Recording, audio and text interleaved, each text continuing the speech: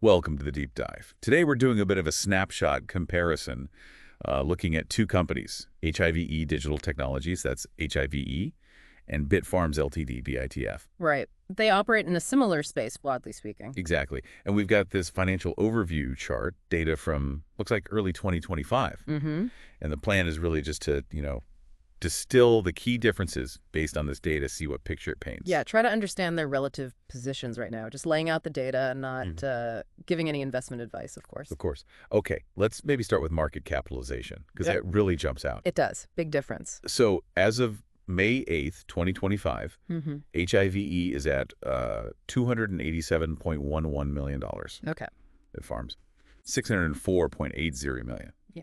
Quite a bit larger in terms of market value, though. Yeah, significantly. And, the source data for HIV's history there looks a bit unusual. I saw that, too. Some really odd numbers, negatives even. Right. Those fluctuations, 63,952, then negatives. It's hard to say exactly what's going on without more context. Could be reporting quirks, maybe adjustments, or just, volatility. Definitely flags it as something to look into further if you were digging deeper. For sure. Okay, moving on. Revenue per share. The visual suggests Bitfarms is actually lower on this metric compared to HIVE. Lower revenue per share for Bitfarms. Then there's book value per share. That gives us a sense of the company's net assets per share, right? Exactly, kind of the accounting value.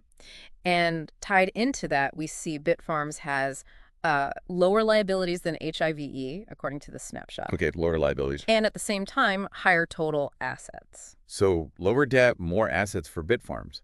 Generally sounds like a stronger balance sheet picture. On the surface, based on these points, yes, it leans that way. And they also show positive EBITDA. Right. Earnings before interest, taxes, depreciation, amortization. A key profitability metric. Bitfarms is in the positive there.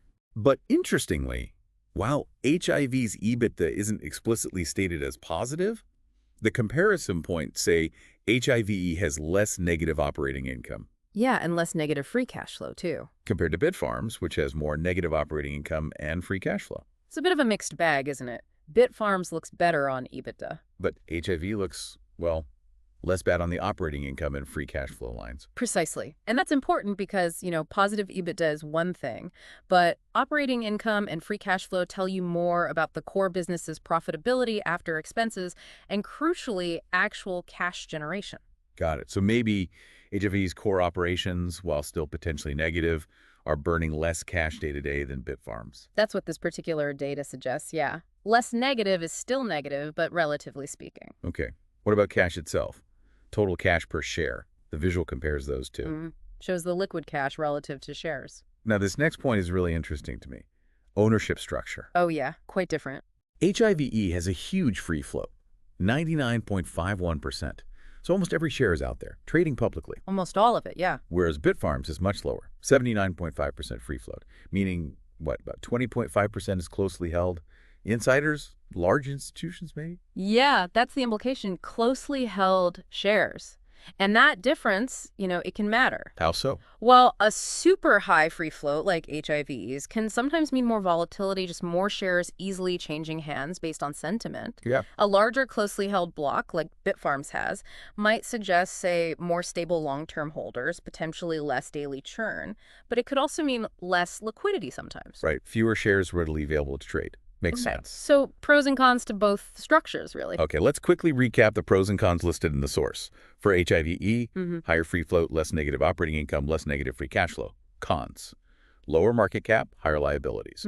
For Bitfarms, pros are higher EBITDA, higher market cap, lower liabilities. Cons: lower revenue per share, more negative operating income, more negative free cash flow. So summing it up, you really see these two distinct profiles emerging just from this snapshot. Yeah, definitely not identical twins. Not at all. Bitfarms, sort of, bigger market cap, seemingly cleaner balance sheet on the surface, positive EBITDA. But HIVE showing maybe some relative operational resilience, judging by the operating income and cash flow figures being less negative, plus that massive free float. Exactly. It paints a picture of divergence. So the key takeaway for you, our listener, is that this snapshot from early 2025 shows HIVE and Bitfarms on pretty different paths financially, from market view to debt to cash burn to even who owns the stock. Which naturally leads to the question, right? Given these contrasting financial situations and ownership dynamics, what does that suggest about their potential futures? their risks, especially in such a, well, dynamic market. Yeah, what else would you really need to know to get a fuller picture of their long-term health? Definitely some food for thought there.